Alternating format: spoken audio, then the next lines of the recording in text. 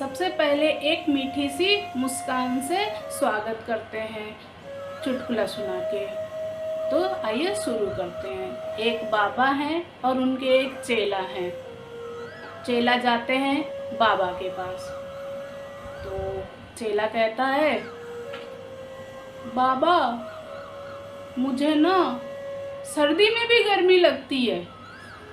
तो बाबा बड़े आश्चर्य से देखते हैं, कहते हैं कि अच्छा। तो बाबा पूछते हैं, पराठे खाते हो क्या? तो चेला कहता है, हाँ बाबा। तो फिर बाबा कहते हैं, कौन से तेल में बनाते हो पराठे? तो चेला कहता है कि रिफाइंड में। तो फिर बाबा कहते हैं, यही तो दिक्कत है बच्चा, नवरत्न तेल में बनाया करो, कृपा वहीं से आनी शुरू हो जाएगी, ठंडा ठंडा कूल कूल। अगर आपको मेरा जोक अच्छा लगा तो प्लीज़ कमेंट करके ज़रूर बताइएगा। और अब हम शुरू करते हैं आज का नया टॉपिक के बारे में। नमस्ते, आपका स्वागत है मेरे YouTube चैनल अंतर्ज्ञान में। मैं सुधा।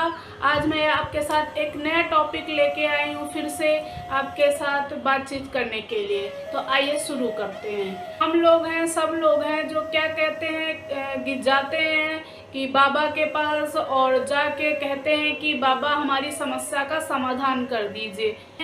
हमें कहीं कुछ नहीं करना है, ये उपाय भी किस लिए करना है। कोई कहता है हमें धन चाहिए, कोई कहता है हमें ये करना है, IAS बनना है, कोई कुछ। ये सब बेकार की चीज़ें हैं। यहाँ पे आए हैं आप, धन सिर्फ इसलिए है, आइए यहाँ पे बना दी गई है तो उनका यूज़ करिए, खाइए, चीज़ें करिए। मतलब अब रोज के डेली रूटीन की नीड्स है तो इनको पूरा करिए, पर अब इसके लिए उपाय करने मत जुट जाइए। ये आपका एक समय बर्बादी होगा। इसलिए जो भी समस्या है, जो भी है, उससे लड़िए। अब ये बाबा लोग आपको बेवकूफ़ी बना रहे होते हैं। क्यों? ये तो अपने एक बैठ जाते हैं, पैसा लाखों करोड़ों में छाप रहे होते हैं और आप जाते हैं उनके पास अपना वक्त खराब करने कि हमारा ये उपाय कर दीजिए, हमारा वो उपाय कर दीजिए। अगर ये गुरु बाबा आपको तरह तरह के उपाय बता रहे हैं, मतलब ये आपको भटका रहे हैं। ये खुद तो कहीं पहुँचे नहीं, कुछ जानते नहीं, और ये आपको उपाय बता के यही बताना चाह रहे कि इन्हें कुछ आता ही नहीं है। ये भी शायद ऐसे उपाय करके ही वहाँ तक पहुँचे होंगे, इसीलिए उपाय का प्रचार प्रसार कर रहे हैं। नहीं तो जो ईश्वर को समझ रहा है, ईश्वर के सत्य को समझ रहा है, वो इस तरह के उपाय नहीं बताएगा, क्योंकि वो जानेगा कि समस्या किस लिए आई है। इसमें ये उपाय करने से कुछ नहीं होगा, क्योंकि आपको निखारने के लिए आई है। और ख़ास तौर पे इस तरह के उपाय, जो कपूर यहाँ रख दीजिए, शिवलिंग पे ये कर दीजिए, या किसी भी भगवान पे ये कर दीजिए, या पेड़ के नीचे जाके कुछ कर दीजिए, ख़ास तौर पे ये उपाय कभी नहीं बताएगा, क्योंकि वो जान रहा है। अच्छा, हम ही ने वो चीज़ें, मतलब ईश्वर ने वो चीज़ें बनाई हैं, कह लीजिए, जो हम ईश्वर को अर्पण कर रहे हैं। अगर जल भी हम ईश्वर को अर्पण कर रहे हैं, चढ़ा रहे हैं, तो वो भी तो उन्हीं का है। अब भगवान की ही चीज़ दी हुई उन्हीं को चढ़ाना, ये भी तो एक तरह से गलती हो गया। और फिर उन्हीं की चीज़ को घूस दे के हम कहते हैं कि हमारा ये उपाय कर दीजिए। अगर आपको भगवान को कुछ अर्पण करना है तो अपनी आत्मा का समर्पण कीजिए, उसी से आपका बहुत सारा कल्याण हो जाएगा। अच्छा, मैं इसे आपको एक एग्जांपल देके समझाती हूँ।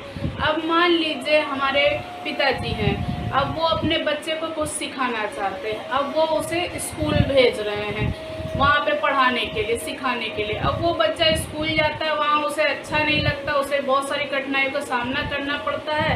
तो वो अपने पिताजी से कहता है, पिताजी कुछ उपाय कर दीजिए, वहाँ पे टीचरों को कुछ पैसे वैसे दे दीजिए ताकि मैं पास हो जाऊँ, मुझे रोज़ रोज़ स्कूल ना जाना पड़े। तो आपको क्या इसमें लगता है कि पिताजी अगर ऐसा घूस दे के करेंगे तो वो सही है?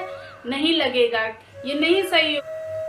अगर पिताजी उपाय करके उसको पास करवा देते हैं तो मतलब वो अपने बच्चे के साथ गलत कर रहे हैं, क्योंकि बच्चे को कठिन परिस्थिति में रह के, स्कूल में रह के जो सीखना है वो कहीं और नहीं सीख पाएगा।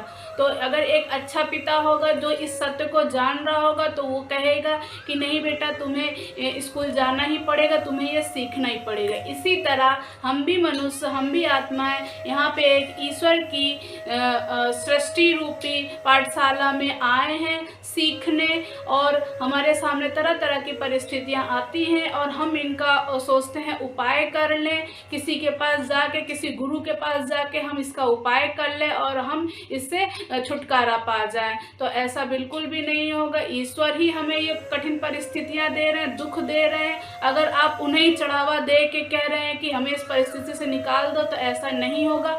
आपको इस परिस्थिति को झेलना होगा, जो सीखना है उसे सीखना ही होगा, तभी आप इससे बाहर निकल पाएंगे। एक पिता अपने बेटे का हमेशा अच्छा ही चाहता है, इसी तरह ईश्वर भी हमेशा हम लोग का हित ही चाहते हैं। तो इसलिए ये उपाय करना गलत है, ईश्वर की नज़र में भी गलत है। और अगर ईश्वर को इन परिस्थितियों से छुटकारा दिलाना भी होता तो वो स्वयं एक उपाय हमारे आसपास या एक ही उपाय रखते या हमारे अंदर ही वो उपाय होता।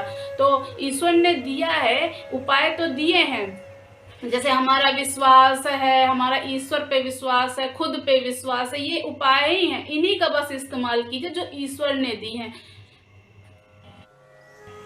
अगर हम इतने सारे उपाय कर रहे हैं तो हम एक तरह से ईश्वर का अपमान कर रहे हैं, क्योंकि ईश्वर हमें परिस्थितियां दे रहे हैं अच्छा सिखाने के लिए और हम उसमें उपाय खोज रहे हैं। मतलब ईश्वर हमें कुछ एक तोहफा देना चाहते हैं और हम उसको स्वीकार नहीं कर रहे हैं। हम कह रहे हैं कि हमें ये परिस्थितियाँ, ये तोहफा आपका अच्छा नहीं लग रहा है, आप इससे वापस ले लीजिए। तो ये एक तरह से ईश्वर का अपमान करना हो गया। विश्वास एक ऐसी अनमोल चीज़ भगवान ने हमें दी है, कह लीजिए एक ये मास्टर की है, जिसके ज़रिए हम कुछ भी पा सकते हैं, कहीं का भी कुछ भी, किसी का भी ताला खोल सकते हैं। तो ये एक ऐसी बहुत ही अनमोल चाबी है। तो इसे ऐसे ही किसी को, विश्वास रूपी चाबी को ऐसे ही किसी को नहीं सौंप देना चाहिए। कोई भी आया, दो चार मीठी बातें करी और आप उसको अपना वो विश्वास रूपी चाबी दे दीजिए। तो जब भी किसी को विश्वास अपना दीजिए तो बहुत ही सोच विचार के, बहुत ही लंबे समय तक उसके साथ बिता के, या कह लीजिए उसको अच्छे से समझ के, जब तक ना समझ जाए तब तक उसे अपनी चाबी, विश्वास रूपी चाबी मत दीजिए।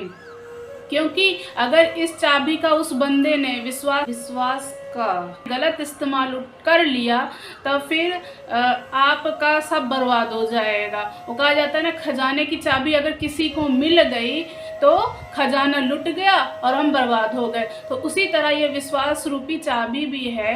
अगर हम किसी को ऐसे ही दे देते हैं और वो उस चाबी का गलत इस्तेमाल करता है तो हमारा बहुत भारी नुकसान हो जाता है। अब बाबा लोग भी, ये बाबा गुरु जितने भी हैं, ये सब लोग साधु संत फेक वाले, ये जितने भी लोग हैं, ये इसी तरह से इस्तेमाल कर रहे हैं इस चाबी का। आपका विश्वास जीत लेते हैं और आप उन पर विश्वास करते हैं और फिर बाद में जाके पता चलता है कि ये तो बाबा कुछ है ही नहीं, इन्हें तो कुछ आता ही नहीं है, ये तो ऐसे गलत काम कर रहे थे, हम फंस गए और हम बहुत पछताते हैं। तो विश्वास रूपी चाबी को जरूरी है किसी अच्छे हाथ में ही सौंपा जाए जो हमारा इस्तेमाल ना उठा पाए। इसलिए विश्वास को हमेशा किसी बहुत सी सोच समझ के ही देना चाहिए और हो सके तो इसको अपने लिए ही ज़्यादातर इस्तेमाल करना चाहिए। खुद पे, स्वयं पे विश्वास कीजिए और बाकी काम अपने करते रहिए। ईश्वर बाकी आपके साथ हैं। अब एक बात और, सब लोग कहते हैं कि हम जिस चीज़ के बारे में विश्वास करते हैं, या कह लीजिए हम जैसा विश्वास करते हैं हम वैसे ही बन जाते हैं। तो यहाँ पे आपने देखा होगा बहुत लोग धर्म को लेके ऐसे विश्वास पकड़ लेते हैं, या जाति को लेके या परंपराओं को लेके, ट्रेडिशन को लेके, त्योहारों को लेके एक ऐसे ही पकड़ लेते हैं विश्वास कि यही सही है, और कोई अगर कुछ अलग बोल देता है तो विरोध करने लगते हैं और उसी में आनाकानी होने लगती है। तो यही एक विश्वास है, इसी विश्वास के ही सहारे पूरी दुनिया चल रही है, टिकी हुई है। कह लीजिए कि हम हर काम अपना जो कर रहे हैं संसार में वो सब विश्वास से ही कर रहे हैं। हम अपने रिश्ते भी विश्वास पे ही कर रहे हैं, कोई भी बिजनेस कर रहे हैं तो भी विश्वास के ही सहारे कर रहे हैं। माँ बाप अपने बच्चों के साथ या पति पत्नी का जो रिश्ता है, इन सब में एक विश्वास ही काम कर रहा है। तो विश्वास एक बहुत ही अनमोल चीज़ है। इसे हम एक एग्जाम्पल के द्वारा समझते हैं। अगर मान लीजिए हम अपनी एक उंगली पर अटूट विश्वास कर लें कि इसे हम काट दें और इससे हमें ये फ़ायदा मिल जाएगा, और उस पर अटूट विश्वास करें और ये उपाय करके देखें, तो जो हम इसके ज़रिए पाना चाहेंगे, जो हम सोच रहे हैं कि ये उपाय करके हमें वो चीज़ मिल जाए, और उससे हमें वो चीज़ मिल जाएगी। तो इसी तरह विश्वास है और विश्वास पे ही उपाय टिके पड़े हैं। तो अपने आप पे विश्वास करिए, और मैं ये ज़रूर कहूँगी कि ईश्वर पे, सिर्फ़ और सिर्फ ईश्वर पे विश्वास करिए और ख़ुद पर विश्वास करिए। और जो कहा जाता है कि हम जैसा विश्वास करते हैं वैसे बन जाते हैं, तो हम ईश्वर पे विश्वास करेंगे तो हम ईश्वर के तत्वों को अपने अंदर लाएंगे और हम एक अच्छे मनुष्य बन जाएंगे। तो इसीलिए कहा जाता है कि हम जैसा विश्वास करेंगे हम वैसे ही बन जाएंगे। अगर आपको मेरा वीडियो अच्छा लगा है तो लाइक करिए, सब्सक्राइब तो ज़रूर करिए, कमेंट करके बताइए कि आपको मेरे वीडियो कैसे लग रहे हैं। अगर किसी की इससे, मेरे वीडियो से थोड़ी सी भी मदद मिल रही है उसको आगे बढ़ने में, तो प्लीज़ कमेंट करके मुझे बताइए। मुझे खुशी होगी कि मैंने मेहनत करी और किसी को फ़ायदा हो रहा है। धन्यवाद।